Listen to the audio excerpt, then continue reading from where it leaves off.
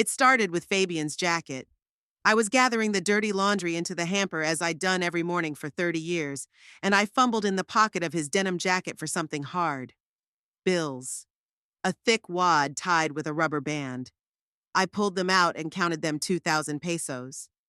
More than I'd earned in a month at the hospital, where I scrubbed floors and cleaned rooms from 6 in the morning until 3 in the afternoon. In our house, every peso counted. I knew the cost of every purchase, every electric bill, every bag of rice or can of beans. When the children were small, I counted money by pennies, saving for school books and pencils. Even now, when they were grown, I still bought the cheapest groceries, mended holes in my clothes instead of buying new ones, saved money for everything. Fabian had been working as a loader in Don Emilio's warehouse for 3 years. Don Emilio sold building materials and paid his workers little, just enough for food and cigarettes. I remembered Fabian complaining about the small wages, how he wished he had a better job. He said he wanted to save up money, marry his girlfriend Marisol, and rent his own apartment. But on his salary, those were just dreams. Where would he get that kind of money? I turned the jacket over, checked all the pockets. In the back one, I found a few more $100 bills, crumpled and stuffed hastily. The money was new, crisp, smelled of paint.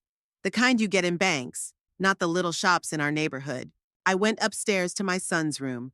This room was always a place of contention in our house. Fabian, as the eldest, thought he was entitled to the larger half, and Santiago didn't want to give in. In the end, they divided the room in half by an invisible line, and each one arranged his part to his own taste. Fabian was always neater. His half was tidy, his clothes hung in the closet, his books were in straight rows. Santiago was a slob. His things were lying all over his half of the room. Fabian was still asleep. He was always an owl. And Santiago had already left for the construction site. On the chair by Fabian's bed hung a new shirt I hadn't seen before. Expensive, with a silky sheen, light blue in color. I'd seen it in the window of a store downtown when I'd gone there on business. It cost over 300 pesos. Next to it were new jeans, not the kind you get at the market for 100 pesos, but real jeans with branded patches and metal rivets. I touched the fabric. Soft, dense, high quality. They cost over 1,000 in the stores. On the nightstand were new sunglasses in a leather case. I opened the case. The glasses had golden frames, dark glasses, without a single scratch. The wishbone was engraved with a brand I didn't know, but I could see that they were expensive glasses. In Santiago's closet hung 2 new t-shirts and sweatpants. All high quality, all expensive. The t-shirts were a famous brand that was advertised on TV. The sports pants were also branded, with stripes on the sides. On the shelf were new sneakers, not yet worn, white with red stripes. They cost at least 500 pesos. My sons had spent more on clothes in the last month than we had spent on food in 6 months. I stood in the middle of their room and felt a chill spread down my back. Something was wrong. Very wrong. I went down to the kitchen and brewed some coffee. My hands trembled slightly as I poured the water into the steaming pot. 24 years ago, when their father left them for another woman, I swore to myself that I would raise my sons to be honest men. Miguel left us when Paloma was 4, Fabian was 2, and Santiago was not yet a year old. He said he was tired of children's cries, of dirty diapers, of the constant lack of money. He found a young girl with no children and went to live with her. The first years were the hardest. I worked 3 jobs. I cleaned the hospital from morning to afternoon, then went to wash dishes in the restaurant, and in the evening did the neighbors' laundry. I slept 3 or 4 hours a night. The children grew up virtually unsupervised. Paloma, though only 4 years old, already knew how to heat food and keep an eye on her younger brothers. When the boys went to school, I often came to parent-teacher conferences tired, in old clothes, my hands red from the constant washing and cleaning. Other mothers looked at me with pity or disdain, but I put up with everything for the sake of my children. I denied myself everything so that they could have clean shirts for school and notebooks.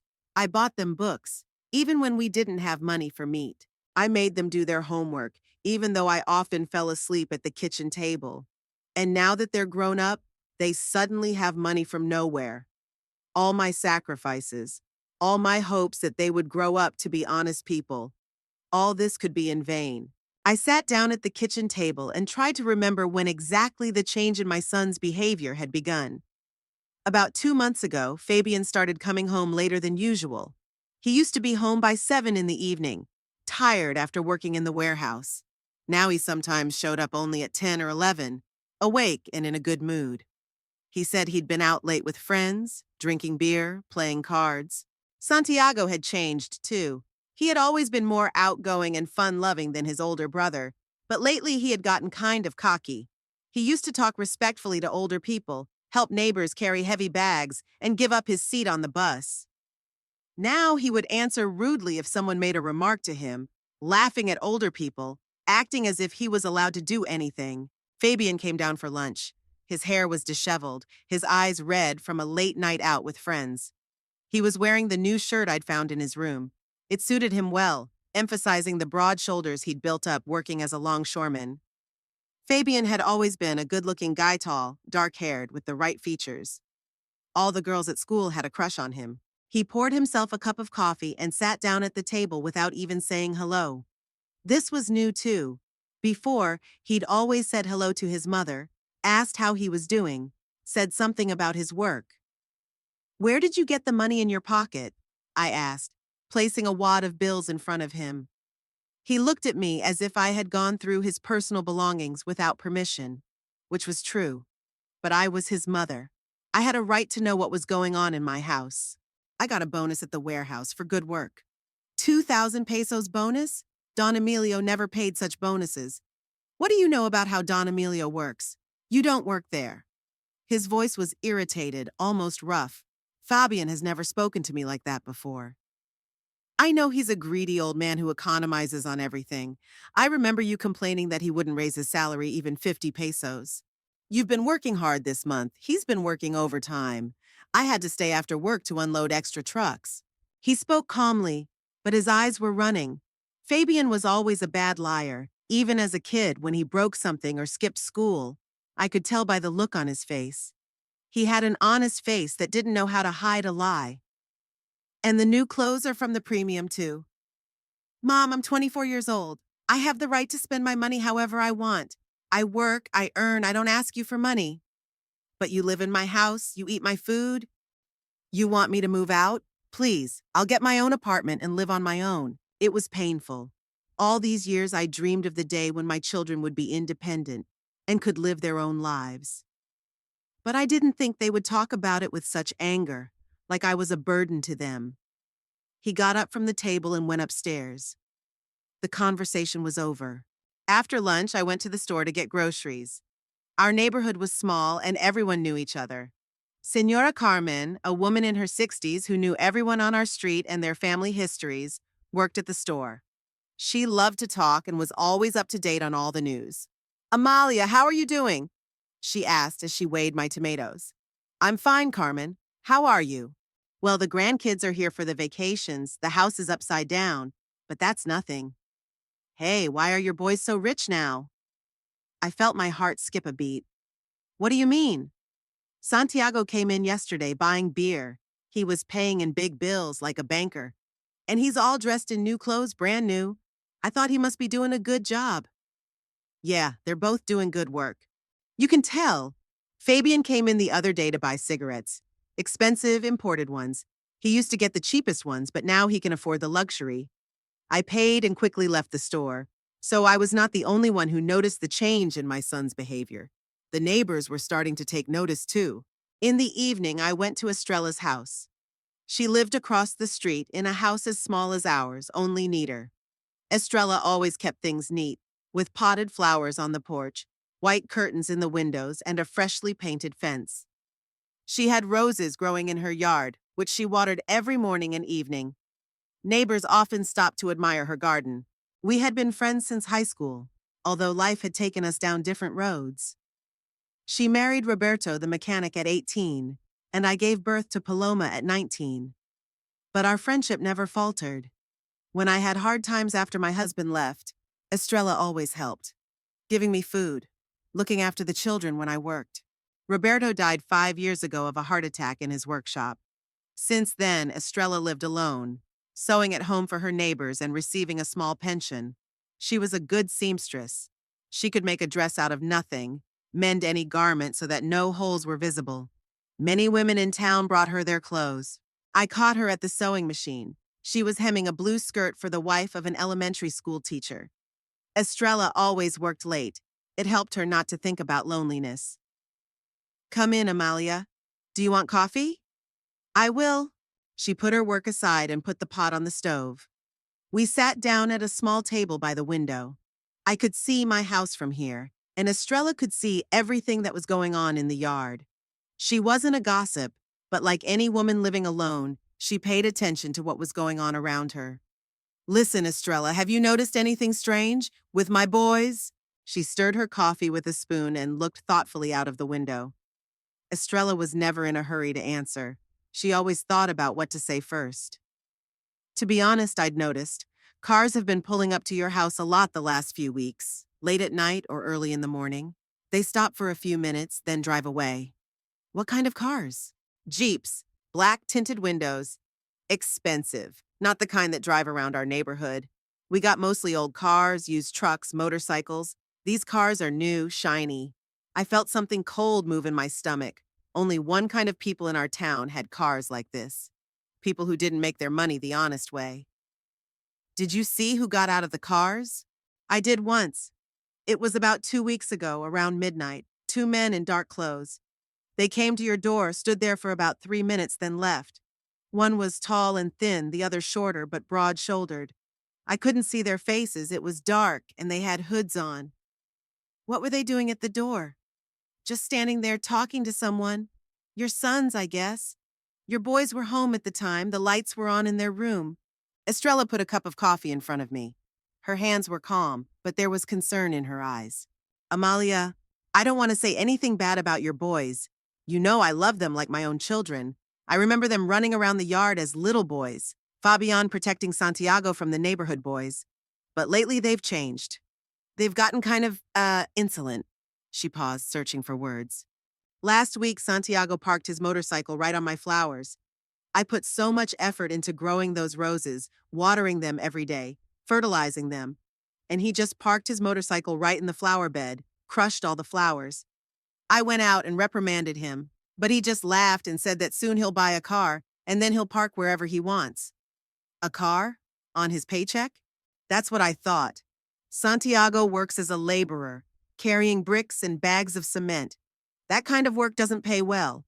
Where did he get the money for a car? What else have you noticed? Yesterday morning, I saw Fabian leaving the house. He was dressed like a dandy. New shirt, new pants, shiny shoes.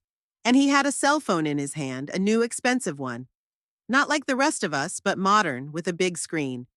He was talking on it and laughing. Your boys used to have the simplest cell phones, and I remember you said they broke all the time. We finished our coffee in silence. I looked at my house and thought that maybe it was too late to change things.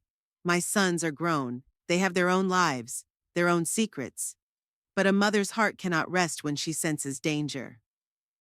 Estrella, if you see anything else suspicious, tell me, will you? Of course, Amalia, and don't worry so much. Maybe it's not as bad as it seems. Maybe they did find a good job. But I could tell from her voice that she didn't believe it herself. I got home when the sun was already setting behind the roofs of the neighboring houses. My sons weren't home. On the kitchen table was a note from Santiago. Mom, we'll have dinner in town. Don't wait up for us.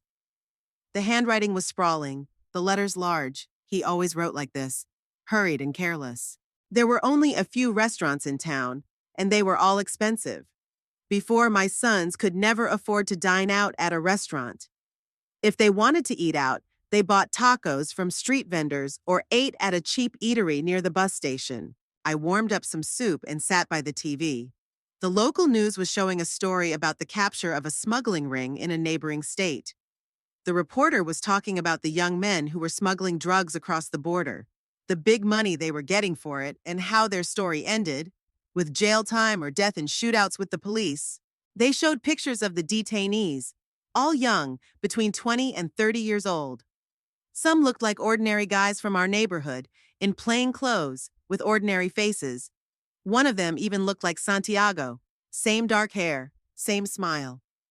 They were talking about how drug dealers specifically recruit young people from poor families, promising them easy money and a beautiful life. I turned off the TV and tried to read, but my thoughts kept returning to my sons. Where are they now? Who are they with? What are they doing? That money I found in Fabian's pocket. Where did it really come from? The phone rang at 10:30. It was Paloma. Mom, how are you? How are the boys? They're fine. Why? It's just that, I saw them outside El Sombrero bar this afternoon. They were sitting at a table with some men. I didn't want to go over, but I could see from a distance that they weren't their usual friends. El Sombrero was the most unpleasant establishment in our town. It was an old bar in the very center, near the bus station. The only people who went there to drink were those who had nowhere else to show their faces: local alcoholics, small-time drug dealers, bums who lived on casual labor. Decent people avoided the bar. Even the police only went in there as a last resort. The owner of the bar was a fat man named Raul, who was rumored to deal in stolen goods and lend money at high interest rates. The bar was always dark, even during the day, and smelled of tobacco, beer, and something else unpleasant. The music played too loud, the customers talked too quietly. What kind of men did you see? Mama, I don't mean anything bad, but one of them looked a lot like the man they call El Chacal in town. Do you know who I'm talking about? Of course I did. Everyone in town knew El Chacal, though few had ever seen him in person. No one remembered his real name. They only called him by his nickname. They said he ran a group of young men who did dark things: stealing, smuggling, extortion. The police didn't touch him either because there wasn't enough evidence or because he paid the right people. Different stories were told about how he got his nickname. Some said he was very cunning and could disappear at any moment like a jackal in the desert. Others claimed that he was cruel and could tear an enemy to pieces. Still others thought the nickname came from his habit of picking up leftovers after big deeds, like a jackal picks up scraps after lions. Are you sure it was him? Not exactly. But the man was in his 40s with a scar on his left cheek, expensive clothes, suit, tie, gold watch, gold chain around his neck. Two other younger men sat next to him. Fabian and Santiago sat at the same table with them, as if they were old acquaintances. They were even laughing about something, drinking beer. What time was that? Around 3 o'clock in the afternoon. I was on my way home from the store and I saw them through the bar window. I wanted to go in and say hello, but something stopped me. They looked, I don't know how to put it, like they were discussing something serious. After I talked to my daughter, it took me a long time to calm down. I walked around the house, tried to clean, but my thoughts kept coming back to the same thing. My sons were sitting in a bar with people the whole town was afraid of. They were laughing and drinking beer with people who would ruin their lives. I went to bed, but I couldn't sleep. I lay there listening to the sounds of the city at night: the barking of dogs, the honking of rare cars, music from the neighboring houses. Somewhere a guitar was playing. Someone was singing a song about lost love. The lights were on in the house across the street. A young family lived there with a small child who often cried at night. About 2 o'clock in the morning, I heard the sound of a motor in the yard. I went to the window and looked out through the curtain. At the gate stood a black Jeep with tinted windows, just as Estrella had described. The door slammed shut, and I saw the silhouettes of Fabian and Santiago. They walked toward the house without turning on the yard light, trying to move silently. The Jeep stood for another minute, the engine idling. Then it slowly pulled away, the headlights sliding down the walls of the neighboring houses and disappearing around the corner. I heard my sons coming up the stairs, trying not to squeak the steps. The door of their room closed quietly. I still couldn't sleep until morning. I kept thinking about the money in my jacket pocket, the new clothes, the black Jeeps, and the El Sombrero bar. 30 years ago, I dreamed of my sons becoming teachers or doctors, helping people and living honest lives. I imagined how proud I would be of them, how I would tell my neighbors about their successes. Now I could only hope that they hadn't done anything that couldn't be undone. But the fear was growing in me by the hour, and I realized that tomorrow I would have to talk to my sons seriously. I could no longer turn a blind eye to what was happening in my house. The next night I didn't sleep at all. I lay in bed and listened to every sound outside. Around 3 in the morning, I heard the familiar rumble of the engine. The same black Jeep pulled up in front of our house. The doors slammed and voices were heard. My sons had come home. I got up and threw on my robe. I went down to the kitchen and turned on the light. If they were going to come into the house, I'd meet them here. No more hiding and pretending not to notice. The door opened a few minutes later. Santiago was the first to enter. He was drunk. It was obvious from his unsteady gait and glittering eyes. He was followed by Fabian, who looked more sober, but he had an expression on his face that I hadn't seen before. Something cruel and cold. "Mom?" Santiago was surprised to see me in the kitchen. "What are you doing?" "Waiting for you. We need to talk." Fabian went to the refrigerator and took out a bottle of water. He drank half of it in one gulp without even looking in my direction. "What's there to talk about? It's late. We'll talk in the morning." "No, now. Sit down, both of you." Santiago obediently sat down at the table, but Fabian remained standing by the refrigerator. "Where have you been?" "In the city, with friends," Santiago answered and hiccuped. "At 3 in the morning? What places are open at 3 in the morning in our town?" "Mom, we're adults. We can go out as much as we want." Fabian put the bottle on the table with a clatter that made me wince. "You were seen at El Sombrero Bar tonight. Who were you sitting there with?" Fabian's eyes narrowed.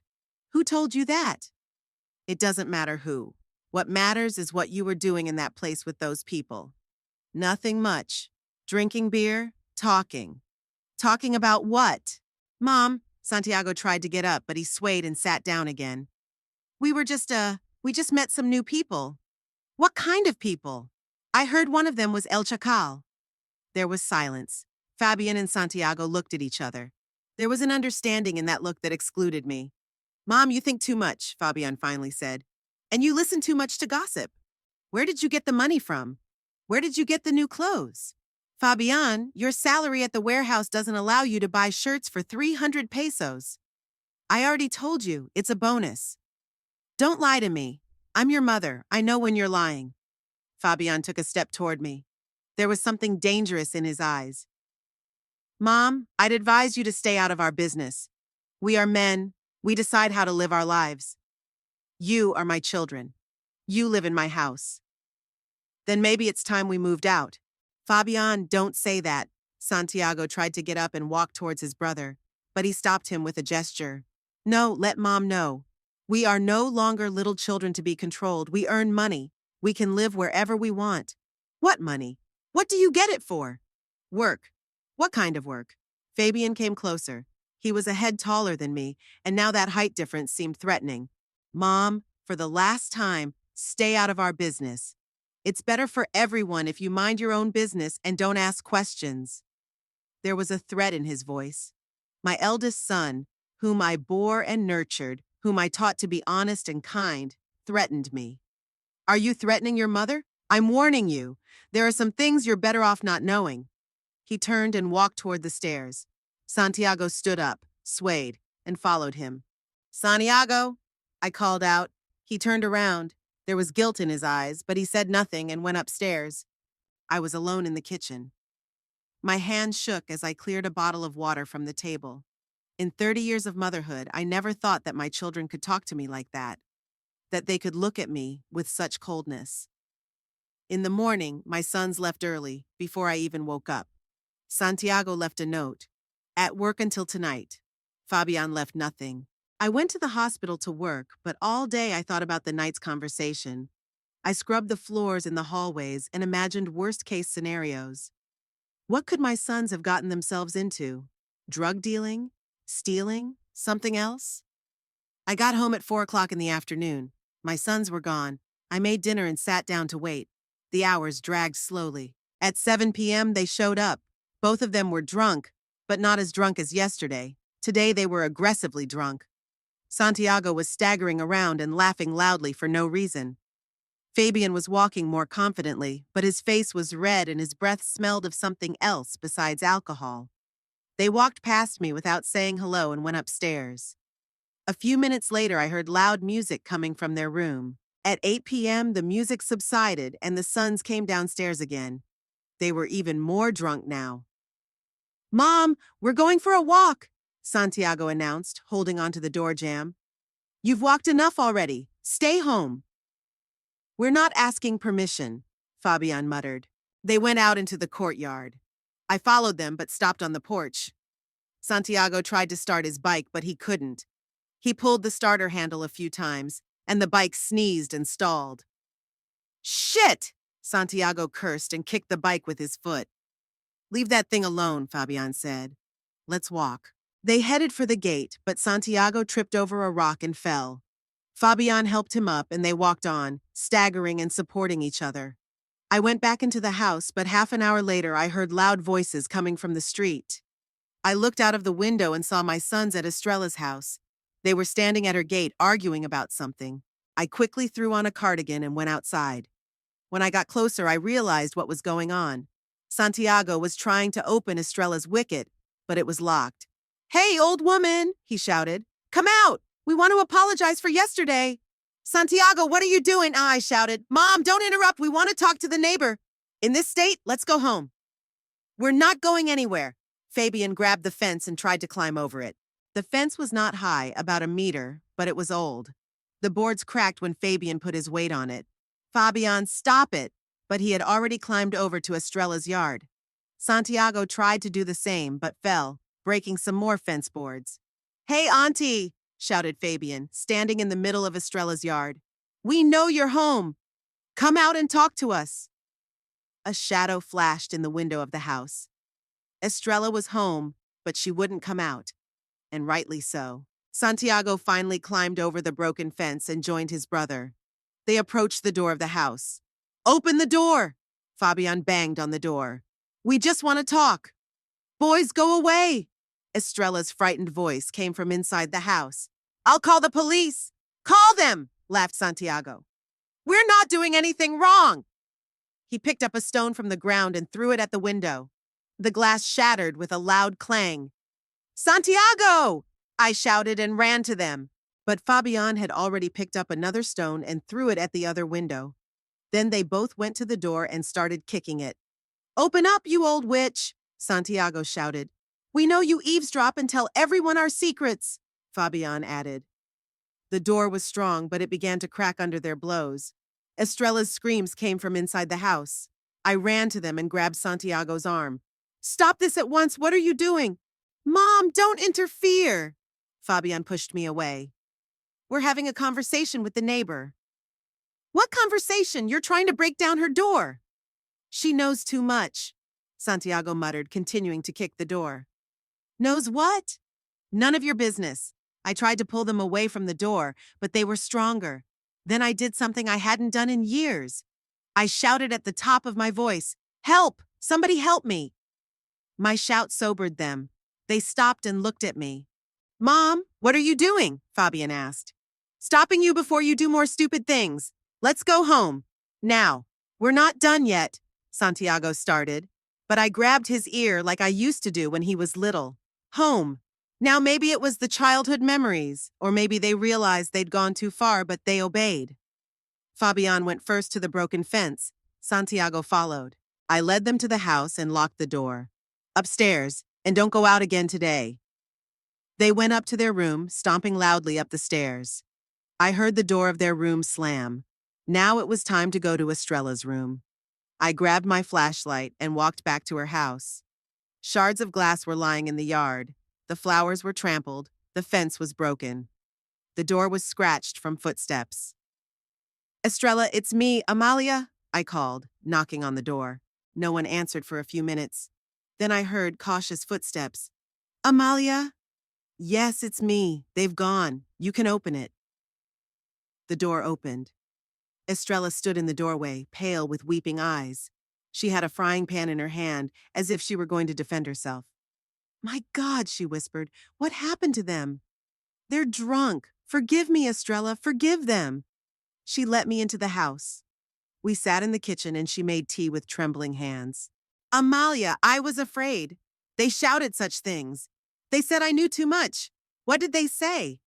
I don't know. I honestly don't know. We sat in silence and drank tea. There was a smell of fear in the air. I'll pay for the windows, I said at last. And the fence, I'll fix it. It's not about the money, Amalia. It's that they've changed. They're not the boys I've known since I was a little girl. I know. I see it too. What are you going to do? I don't know. I'll talk to them tomorrow when they're sober. But deep down, I knew that talking wouldn't help. Whatever was going on with my sons was more serious than I thought, and I didn't know how to stop it. The next morning, my sons acted like nothing had happened. They came down for breakfast, greeted me as usual. Even Santiago asked if I needed anything from the store. Only their heads were hurting. It was evident by the way they wrinkled against the bright light and moved cautiously. I didn't say anything about yesterday, just silently served them coffee and scrambled eggs. But I was seething inside. How could they act like they didn't remember trying to break down Estrella's door? Like they hadn't threatened me the day before? After breakfast, Fabian left for work as usual. Santiago also went to the construction site. I gave them a look and made a decision. Today I would find out the truth, whatever it takes. All day at work at the hospital, I thought about how to follow my sons. I had never had to spy on my own children before, but now I had no choice. Back home, I made dinner and waited. The sons came at the usual time, around 7 p.m. We ate dinner and watched TV. Around 9, Fabian said they were going for a walk. How far are you going? I asked as calmly as possible. Not very far. Downtown, Santiago answered. They left on foot. I waited 10 minutes, put on my dark jacket, and followed. I had a small flashlight in my pocket, but I hoped I wouldn't need it. Our neighborhood was small, and I knew the streets like the back of my hand. I walked carefully, keeping in the shadows of the houses. My sons were 100 meters ahead of me, talking among themselves without looking back. When they reached the center of the city, they turned not to those establishments where young people usually went, but towards the old industrial district. There had once been small factories and workshops there, but most of them had closed down a decade ago. Now the place looked abandoned and gloomy. I followed them further and further away from the center. The streetlights were getting worse, and there were fewer and fewer houses. We were heading toward the outskirts of town, where the paved roads ended and the dirt roads began. After half an hour of walking, my son stopped at an old bus stop. It was the last stop of the city bus, and the road led further into the mountains. I hid behind a billboard and watched. About 5 minutes later, a black Jeep pulled up to the stop. Fabian and Santiago got into the car and it drove down the mountain road. I was left alone in the dark.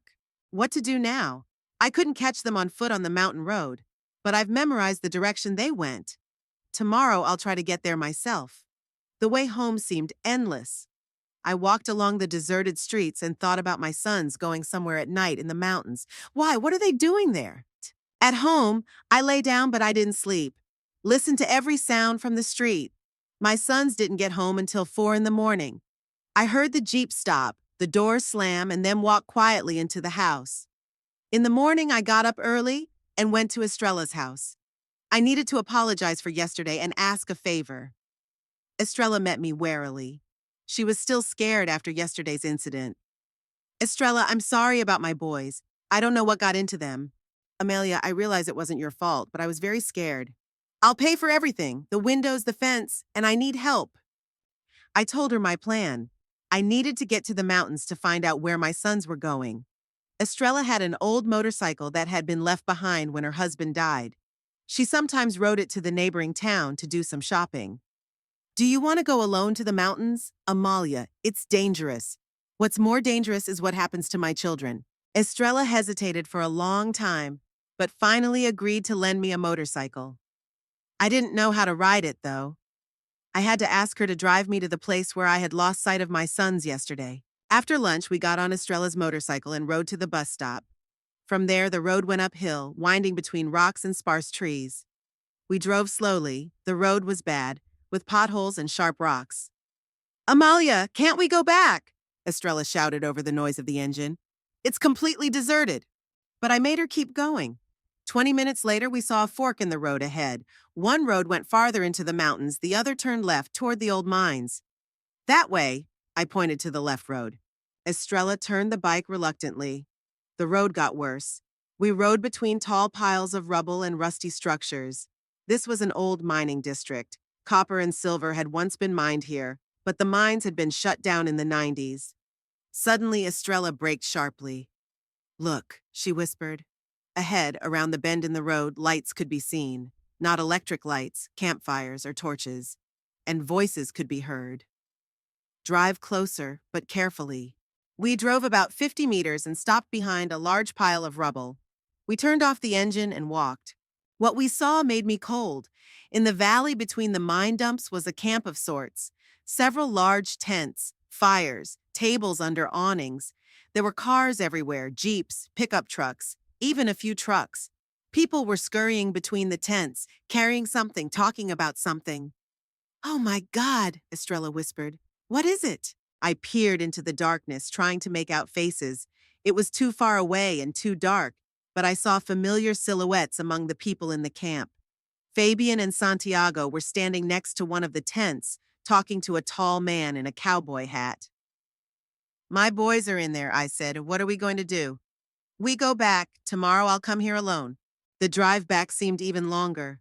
Estrella was silent, holding tightly to the handlebars of the bike. I was silent too, digesting what I had seen. My sons were part of some organization. This organization had a base in the abandoned mines. Lots of people, lots of cars, lots of money, judging by the expensive cars I saw. At home I lay down, but again I didn't sleep. All the time I was thinking about what to do next. I could go to the police, but what would I tell them? That I saw my sons in the mountains with some people? That's not a crime. No. I had to talk to the leader of the gang first, find out what they want with my kids, try to make a deal. In the morning, I got up early and made breakfast. My sons came down to the table, sleepy and sullen. Fabian looked tired. Santiago had dark circles under his eyes. "How are things going at work?" I asked in as normal a tone as possible. "Fine," Fabian mumbled. "And you, Santiago?" "I'm fine too. Mom, can I leave work early today? I'm tired." "Sure, get some rest." After they left, I began to prepare for the trip to the mountains. I put on the oldest clothes I had, dark jeans and a black jacket. I took some money and documents, and a kitchen knife, which I hid in my boot, just in case. At the hospital, I told her I wasn't feeling well and asked to be released after lunch. The supervisor reluctantly agreed. At 2 o'clock in the afternoon, I was at Estrella's. "Amalia, I've been thinking about this all night. You shouldn't go there alone. It's very dangerous." "It's more dangerous if I don't do anything." "Then I'll go with you." Eli N. "If anything happens, at least you'll be safe." Estrella taught me how to ride a motorcycle. It wasn't as hard as I thought. It's all about taking your time and holding on tight to the handlebars. At 3 o'clock, I rode into the mountains. I drove slowly, looking carefully at the road. I was afraid of falling or getting lost. It took me an hour to get there. The camp was in the same place, but now, in the daylight, I could see it better. It was a real base. Big military tents, generators for electricity, radios. Men in camouflage clothing walked around with machine guns. Next to the camp was the entrance to an old mine. Apparently something was stored there. I left the motorcycle behind a pile of rubble and walked to the camp. My heart was pounding so hard that I was afraid it would be heard from far away. On the way to the camp, I was stopped by 2 men with machine guns. "Stop! Who are you? What do you want?" "I'm the mother of Fabian and Santiago Cordero. I need to speak to your superior." The guards looked at each other. "Wait here." One of them went to the center of the camp, came back a few minutes later. "The boss has agreed to take you in, but give up your gun." "I don't have a gun." They searched me and found a knife in my boot. "What's that?" "Self-defense." They took the knife. Then they led me between the tents to a large shelter in the center of the camp. There were tables under the awning, maps and photographs hanging on the walls. At one of the tables sat a man in his 40s with a scar on his left cheek. El Chacal. Up close, he looked even more dangerous than I'd imagined. Tall, broad-shouldered, with cold eyes. He wore expensive clothes, a leather jacket, a gold watch, a gold chain around his neck. Next to him stood 3 other men, all carrying weapons. "Sit down." He nodded to the chair across from him. "Are you the mother of Fabian and Santiago?" "Yes. Good kids. Hard-working. I like them. I came to ask you to let them go." El Chacal laughed. He had a nasty, creaky laugh. "Let them go? Señora, your sons came to me on their own. No one forced them. They're young, inexperienced. They don't know what they're getting into. They understand very well. They see the money I'm paying them. They see the opportunities I give them. What kind of work do they do for you? Different. Just what young, strong guys need. Legitimate work? El Shakal laughed again. Senora, in our world, few things are quite legal. We are in business. We move goods to where they pay well. Drugs? Among other things. He talked about it as calmly as if he were selling fruit. Please let my sons go. They can still start a new life. I'm afraid that's not possible. Why not? Because they owe me a lot.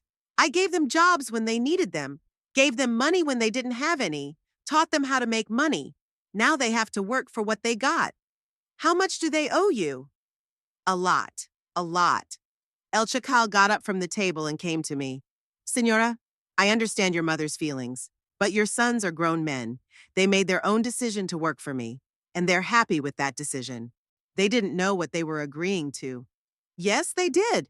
I always explain to people the terms of employment. What are the terms? Simple. They work for me until I decide to let them go, or until they die, or until they go to prison. There was no anger or threat in his voice. He spoke of it as a matter of course. What if they want to leave? Then they'll have to pay for everything they got, plus compensation for breach of contract. How much would that cost? More than you can afford. I realized the negotiations were at an impasse. El Chacal had no intention of letting my sons go. To him, they were just tools to make money. What do you want them to do? I want them to keep working. Fabian is a good driver, can transport goods. Santiago is strong, can carry heavy loads. They're both young and don't attract police attention. And if the police catch them? That's their problem. I didn't guarantee their safety. El Chacal returned to the table and sat down. Senora, this conversation is over. I advise you to forget your way here and stay out of your son's business. And if I don't? He gave me a long look. Then you'll regret it. I have many ways to keep people quiet. Are you threatening me? I'm warning you, for the last time. The guards came up to me and took me under the arms. Escort the senora to the exit, El Chacal said, and see that she gets home safely. I was led out of the camp and to a motorcycle. One of the guards escorted me to a fork in the road. Senora, he said before turning around, don't come back here again. The boss doesn't like to repeat warnings. The drive home was a nightmare. My hands were shaking. The bike almost fell over several times. I kept looking around to see if anyone was following me. Only when I reached the city did I feel relatively safe. I gave the bike back to Estrella and told her everything. Amalia, what are you going to do now? I don't know. El Chacal won't let them go. He says they owe him. Maybe we should go to the police. With what? Tell them my sons are working for a drug dealer? They'll be arrested along with everyone else. The night passed in heavy silence. My sons and I didn't speak to each other, only exchanged brief phrases about everyday things. They went to bed early, locked themselves in their room and turned on music. I sat in the kitchen and drank tea, thinking that tomorrow everything could change. In the morning, Fabian and Santiago got up later than usual. They came down to breakfast sullen and red-eyed. Apparently, they hadn't slept well either. I put plates of scrambled eggs in front of them, but they hardly ate anything. Aren't you going to work? I asked. We'll go later, Fabian muttered. We have other things to do, Santiago added. Around 10 in the morning, the doorbell rang. I went to open it, but Fabian stopped me. I'll get it. On the doorstep stood an unfamiliar man, young, stocky, wearing a dark jacket. He said something quietly to Fabian, who nodded and closed the door. Who was it? I asked. No one special. He was delivering a message. What message? Fabian looked at Santiago, and he got up from the table. Mom, sit down. We need to have a serious talk. I took my seat at the kitchen table. My sons remained standing, making them look taller and more imposing. We got word that you didn't just go to the mountains yesterday, Fabian began. You talked to your boss. Yes, I did. Why? To save you. Rescue? Santiago laughed, but it was an evil laugh. Mom, do you realize what you've done? What have I done? You set us up, Fabian said quietly but very clearly. Now the boss thinks we can't even control our own family. I just asked him to let you go. What did he say? He said you owed him, that he wouldn't let you go until you worked off your debt. And what else did you say to him? Nothing. I asked if I could pay for you. Fabian slammed his fist on the table. The plates bounced, the coffee spilled. Mom, you don't understand the world we live in. Do you think you can go to a man like that and haggle like a bazaar? I thought. You thought nothing, Santiago shouted. You made us weak. Now everyone in the gang knows we have a mommy who stands up for us. What's wrong with that? What's wrong is that in this business, weak people are not respected, explained Fabian, trying to speak more calmly. If you're considered weak, you get killed or kicked out, and we were just starting to rise in the hierarchy. What hierarchy? They're just a bunch of criminals. This is our job, Santiago shouted. This is our future, and you've ruined it. I looked at my sons and didn't recognize them. A month ago, they were just ordinary guys who complained about small salaries and dreamed of a better life. Now they were talking about some kind of hierarchy in the underworld, as if this was a regular office. What's going to happen now? I asked. Now we have to prove that we are not weaklings, said Fabian. Take more dangerous assignments, take more risks. Why? To rebuild our reputations, to show we're serious people. And if you get caught, then we go to jail, or killed trying to escape. He talked about it as calmly as if it was just a trip to the store. You could just walk away from them, get a normal job. No, we can't, Santiago said. We already know too much. We've been involved in too many things. Involved in what? None of your business. I'm your mother. You're our problem, Fabian exploded. Do you understand? A big problem. Because of you, we're going to be scrutinized, watching our every move, wondering if we'd turn them into the police if Mommy asked us to. Would you? We're not snitches, Santiago said. But after your visit yesterday, they'll doubt it. The doorbell rang again. This time 2 men came, the same young man and an older man. They didn't go inside, just talked to Fabian on the doorstep for about 3 minutes and left. What did they want? They said they were expecting us at the camp today, to talk. What kind of talk? To see if we can be trusted after what you've done. Fabian came over to me and sat beside me. His eyes were tired and angry at the same time. Mom, listen to me carefully. We are going to the camp now. We don't know if we'll come back or not, but if we do, we don't want you here. What are you saying? What I'm saying. You got us in trouble. Big problems. And now you have to disappear from our lives. Fabian, I'm your mother. You were our mother. Now you're our enemy. Santiago, say something. You don't agree with your brother, do you? Santiago was silent for a long time, staring at the floor. Mother, he said at last. Fabian is right. You set us up. Not on purpose, but you did. I wanted to help you. We know, but help has to be smart. And what you did was stupid. What do you want me to do? I want you to leave this house and stay out of our business, Fabian said. Live wherever you want. At Paloma's, for example. But there's no place for you here anymore. This is my house. I pay for it. Then we'll move out on our own. But we can't live together anymore. Why not? Because we don't trust you. After you went to see your boss without our permission, we can't be sure you won't do anything else stupid. Santiago went to the window and looked outside. Mom, the house is being watched. See that blue pickup truck across the street? It's been parked there for an hour. I went to the window. There was a pickup truck with tinted windows in front of the house. The engine was running. Was it me? It's you. They're checking to see if the police are coming, to see if you're seeing anyone. What if the police do come? Then they'll blame us for calling them, and they'll kill us.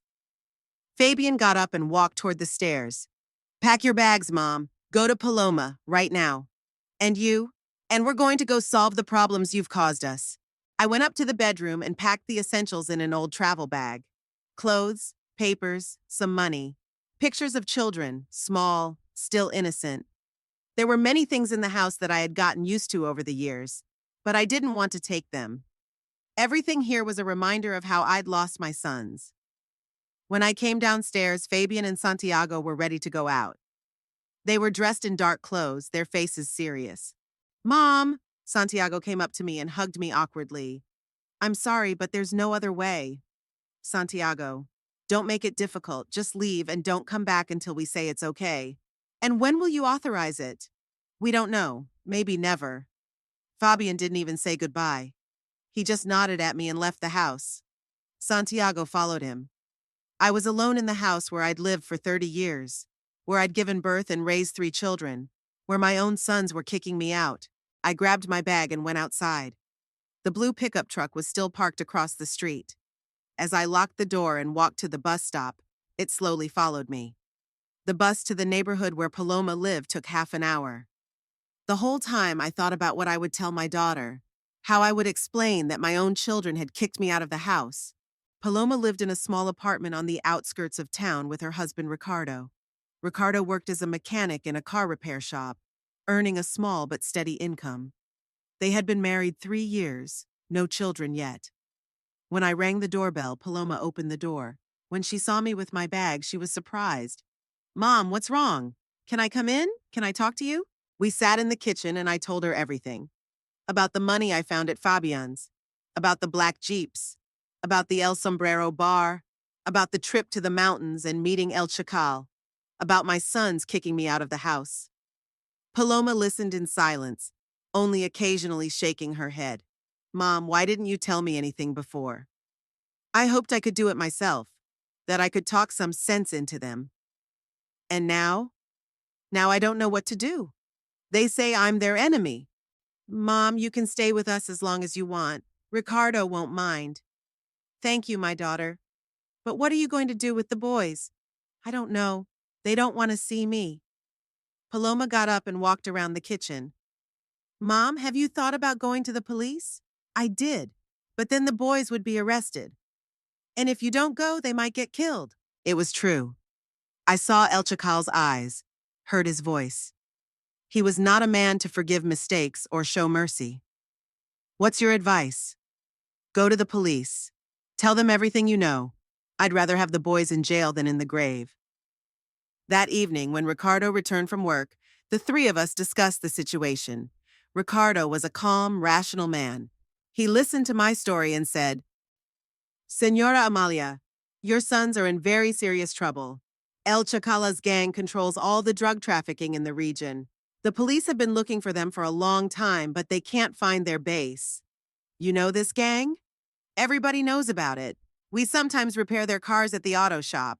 They pay well, but they're very dangerous people. What do you think about going to the police?" "I think it's the only way to save your sons. If the police take down the gang, the boys will go to jail, but they'll still be alive." The next morning, I went to the city police department. It was an old 2-story building with peeling paint on the walls. There was a sergeant in the waiting room, a fat man in his 50s with a mustache. "What do you want?" he asked, not lifting his eyes from the newspaper. "I need to speak to someone in management on a very important matter." "What kind of business?" "About El Chacala's gang." The sergeant raised his head and looked at me carefully. "Wait here." He went upstairs and came back 10 minutes later. "Major Vargas will see you now. Second floor, third door." Major Vargas was a man about 45 years old, thin with attentive eyes. His office was small and cramped, crammed with files. "Sit down, Senora. What do you know about El Chacala's gang?" "I know where their base is." The major put aside his pen and looked at me carefully. "How do you know that?" "I went there, saw their camp." "Why did you go?" I told him the whole story. About the sons, about the money, about the trip to the mountains, about meeting El Chacal. The major listened attentively, sometimes asking follow-up questions. "So your sons work for this gang?" "Yes." "And you want us to arrest them?" "I want you to save them. But if that requires arresting them, let them arrest them." "Senora, do you realize that your sons could get a lot of jail time?" "I do, but better prison than death." The major wrote down all the details of what I saw in the camp: location, number of men, vehicles, weapons. He asked me to draw a roadmap. "When are you going there?" I asked. "As soon as we're ready, a day or two." "And my sons? We'll try to take them alive. But I can't make any guarantees." I went back to Paloma with a heavy heart. I did what I thought was right, but I felt like a traitor, a mother who gave up her own children to the police. "How did it go?" Paloma asked. "Told me everything. Now we wait." "You did the right thing, Mom." "I hope so." That night I didn't sleep. I lay in the small room Paloma and Ricardo had given me, and thought that tomorrow or the day after tomorrow my sons might die or go to prison, and that it would be my fault. For 3 days I waited for news. Major Vargas didn't call. There was nothing on the news. I stayed at Paloma's house helping her with the chores, but my thoughts were always on my sons. Where are they now? What's happening to them? Did they know their mother had gone to the police? On the fourth day, Estrella called in the evening. She sounded worried. Amalia, where are you? I need to talk to you. What's wrong? It's better if we meet. Can you come to my place? I'll be right there. I took the bus, and an hour later, I was at Estrella's house. She met me on the doorstep with tear-stained eyes. Come in quickly, I don't want the neighbors to see. We sat down in the kitchen. Estrella had made tea, but she didn't drink it herself, just twirled the cup in her hands. Estrella, what's going on? The night before last, there were shots in the mountains. A lot of shots, and helicopters were flying. The police? Yes, they said on the radio this morning that they had an operation against drug dealers. They arrested a lot of people, confiscated drugs and weapons. My heart was beating faster. And my boys? Amalia, your boys haven't been home for a week. A week? Yes, since you left for Paloma, they've only come home once. It was 3 days ago. They came in the middle of the day, did some quick packing and left. Nobody's seen them since. And yesterday, during the police operation, they weren't at the house. The house was empty. I was relieved and worried at the same time. The sons were not caught in the operation, but where are they now? Estrella, did the police come to their house? They did. Yesterday morning. 2 men in uniform. Knocked on the door, but no one answered. Then they came in through the back window. Did they search the house? Yeah. They were there for about 2 hours. They looked for something, took something out in bags. And then what? Then they sealed the house. They put a sign on the door saying no entry. So the police knew Fabian and Santiago were involved in the gang. They did, but they couldn't find them. What did the neighbors say? It varies. Some are surprised. Some say they've suspected something was wrong for a long time. Mrs. Carmen from the store says your boys have been acting strange lately. Strange how? They come in expensive cars, spend a lot of money, and then all of a sudden they disappear. Estrella finally took a sip of her tea. Amalia, do you have any idea where they might be? I don't know. When I left, they said they never wanted to see me again. Maybe they left town? Maybe. We sat in silence. Estrella was looking out the window. I was trying to figure out how I felt. Relief that my sons weren't in the hands of the police? Or upset that I don't know where they are or what happened to them? Estrella, I want to go home. To your house, but it's sealed. Not home, just the neighborhood. I want to be near you. You can stay at my place if you want. Thank you. The next day, I packed my things and moved from Paloma to Estrella. My daughter wasn't very happy. Mom, why do you have to go back? Everyone here knows about the boys. They'll point fingers. Let them point. This is my neighborhood. I've lived here for 30 years. What if the police question you? I'll answer their questions. What if the boys come back? I'll see you then. Paloma hugged me goodbye. Mom, be careful and call every day. I moved into a small room at Estrella's. From the window of that room, I could see my house empty, with the door sealed shut, and the yard overgrown with weeds. It was strange to look at the place where almost all my life had passed, and to know that one could not enter it. For the first few days, I hardly ever left Estrella's house. I was afraid to meet the neighbors, their questions and sympathetic looks. But gradually I got used to it. The neighbors did look at me with curiosity, but most of them behaved as usual. Senora Carmen from the store was especially talkative. Amalia, how are you? Where are your boys? I don't know, Carmen. Is it true they're involved with drug dealers? I don't know. Is it true the police are looking for them? I don't know. Poor you, poor you. It's hard on a mother when her kids go down a bad road. I bought the essentials and left quickly. I didn't want to discuss with the neighbors what I didn't fully understand. A week after my return, in the early morning as I was watering the flowers in Estrella's yard, I saw the door of my house ajar. The seal had been broken. Estrella! I called out. Look! She came out of the house and looked toward my yard. Was someone there last night? I don't know. I didn't hear anything. Maybe it was the police coming back. The cops wouldn't break their own seal. We stood looking at the house. The door was open just a little, but it was noticeable. Maybe it's the thieves, Estrella suggested. Or maybe it's the boys. Do you think they've come back? I don't know, but I want to check. Amalia, don't go in there. If they're your sons, they'll find you. And if it's thieves or someone else. But I was already on my way to the gate of my house. Estrella followed me. The door of the house was indeed ajar. The seal lay on the porch, neatly removed, unbroken. I pushed the door open and entered. The house was quiet and empty. The police had left a mess behind.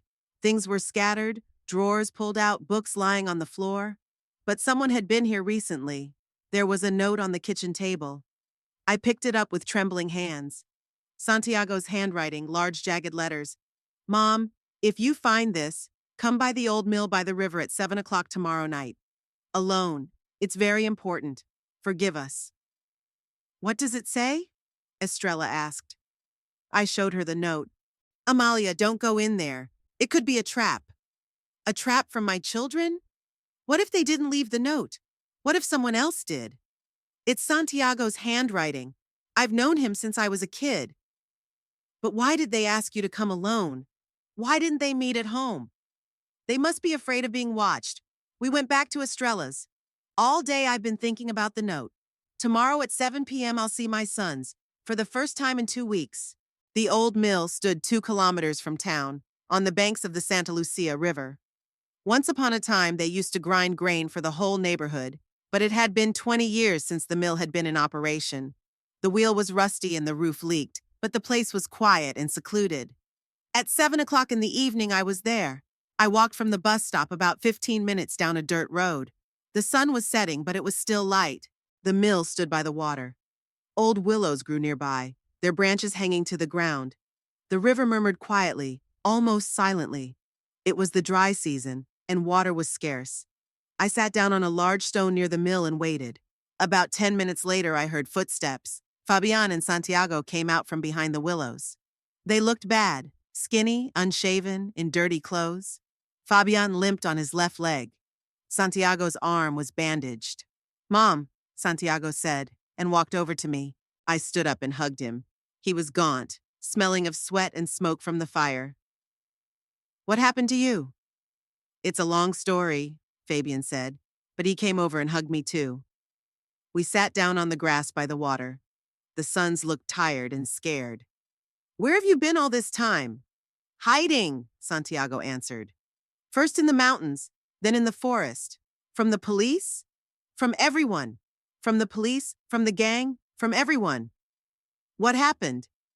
Fabian took a crumpled pack of cigarettes out of his pocket, lit a cigarette. After you went to see the boss, everything changed.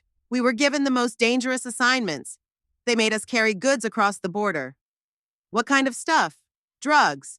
Cocaine, mostly. And you accepted? Did we have a choice? Santiago rubbed his bandaged hand. Those who refuse, they get killed. What happened to your hand? A bullet on the last trip. Who shot it? Border Patrol. We were taking a shipment to the United States. They found us, gave chase. Fabian took a drag on his cigarette. Mom, we got away, but the cargo was gone. The boss said we had to pay for it. How much? $50,000. We don't have that much money. We know that. That's why we had to run. And then there was a police operation, Santiago added. They destroyed the camp in the mountains. Did they arrest a lot of people? Almost all of them. But the boss got away, and a few of his men too. Are they looking for you? Of course they are. We owe them money, and we know too much. We sat in silence. The river was babbling. The birds were calling somewhere. What are you going to do now? I asked. Leave the country, Fabian said. We have money for the road. Where to? Guatemala. We know people there. And then? We don't know.